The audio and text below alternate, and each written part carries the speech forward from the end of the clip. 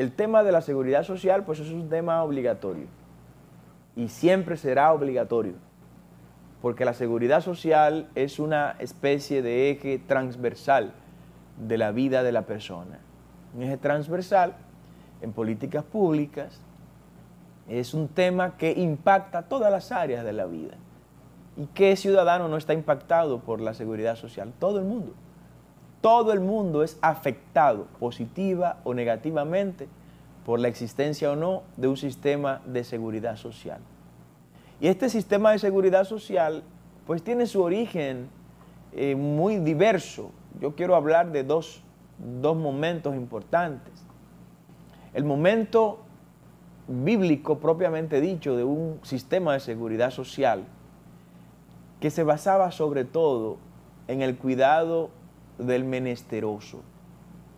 Para la cultura hebrea original, pues había un mandato. Los dueños de las plantaciones en el antiguo Israel tenían que dejar en el suelo todo lo que de su producción caía al suelo mientras estaban en la siega. O sea, mientras estaban colectando los frutos de su producción, si en ese trayecto se iban cayendo varias espigas de trigo, por ejemplo, no podía recogerlo, aunque ese trigo sea de ellos, de su propiedad. Tenían que dejarlo. ¿Para qué? Para que los menesterosos, los pobres de esa zona, fueran a esa plantación de trigo o de cualquier otro rubro y recogiera todo lo que se había caído ahí y con eso alimentar su familia. Algunos estudiosos indican que esa cantidad, en términos porcentuales, rondaba entre un 15 y un 20% de toda la producción. Con eso se garantizaba subsistencia a los que no tenían estas plantaciones, ni predios, ni grandes extensiones de terreno para producir esos determinados rubros. Otro momento importante de la seguridad social, y es donde nace la seguridad social moderna que conocemos, es de la mano con Otto von Bismarck. Bismarck, canciller de hierro de Alemania, el constructor de Alemania, después de Martín Lutero, el más grande de todos los alemanes de toda la historia. ¿Sí? Otto von Bismarck. Otto von Bismarck, luego de regresar de una de sus grandes guerras de conquistas en la expansión del imperio germánico, pues se da cuenta de lo que ocurre con sus soldados. Soldados que vienen, algunos con un brazo menos, algunos con piernas mutiladas, otros con ojos dañados, ciegos algunos. Y él se daba cuenta cómo el Estado alemán, en ese momento germánico, abandonaba a esas personas. Gente que entregó su vida por ese imperio germánico y de repente, cuando llega el momento de ser protegido y cuidado, son abandonados. Canciller Bismarck, ¿qué hizo? Estableció un mecanismo de cuidado y de protección para esos soldados. Ahí nació la seguridad social moderna que conocemos con todas sus variantes. Y a partir de ahí se le empezó a dar protección integral a esos soldados que ya no podían, por sus propios medios, valerse para continuar viviendo. Y como una forma de agradecimiento y como una forma de compensación por lo que habían hecho por Alemania, pues el Estado, el naciente Estado alemán en ese momento, le entregó pues el cuidado y protección en el área de la salud y en el área de las pensiones a esas personas. Ahí es donde nace lo que se conoce en alemán como el Welfahrtsstaat, que luego en el idioma anglosajón, en el inglés, que el inglés ustedes saben que nace del alemán, el inglés nace del alemán como idioma. En inglés es el welfare state, en alemán el Welfahrtsstaat, en inglés el welfare state. En español el estado de bienestar. Ese estado de bienestar nace con esa decisión de Otto von Bismarck. ¿Esto qué importancia tiene para lo que vive República Dominicana?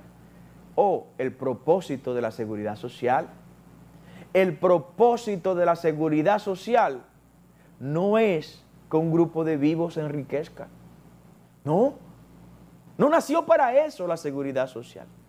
La seguridad social no nació para que un grupo de intermediarios engrosen sus arcas en detrimento de las atenciones médicas y de pensiones y de jubilaciones que debe tener el que aporta el dinero para este sistema. No, va contra la naturaleza de la seguridad social el que grupos oligopólicos, de que grupos económicos y financieros cada vez ensanchen más sus bolsas económicas de los fondos, de las pensiones de los ciudadanos.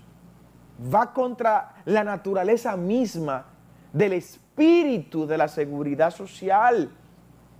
Toda intermediación que implique reducción de los beneficios de los beneficiarios de la seguridad social tiene que desaparecer. Tiene que desaparecer. Y quizás no encontremos nosotros el mecanismo perfecto, porque subyace el temor de que el Estado, en este caso el Estado dominicano, administre los recursos de los fondos de pensiones por la historia que conocemos. Por eso en economía surgen tres grandes sectores de la economía, que los economistas clásicos lo definen como el primer sector de la economía, que es donde el Estado administra los medios de producción y posee los medios de producción. El segundo sector de la economía es el sector privado, donde el Estado apenas es un parásito regulador.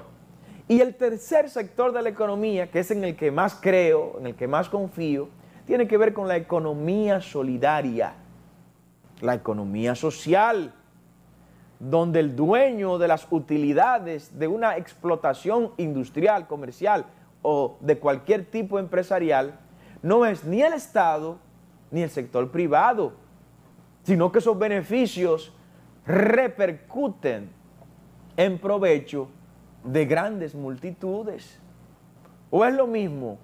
Es lo mismo que AES tome los 200 millones de dólares que se gana en un año explotando la producción energética de sus generadores en el país y lo mande para Arlington, Virginia, a que esos 200 millones de dólares se hubieran distribuido de beneficios acá entre los distintos socios solidarios, mutualistas y cooperativistas que pudiera tener el grupo de generadores de AES. Ahí no va a depender de la voluntad política.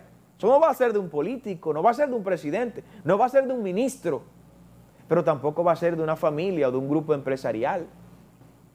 Imagínense que Punta Catalina, por ejemplo, sea propiedad de los 3 millones, 4 millones de usuarios del servicio eléctrico que tiene República Dominicana.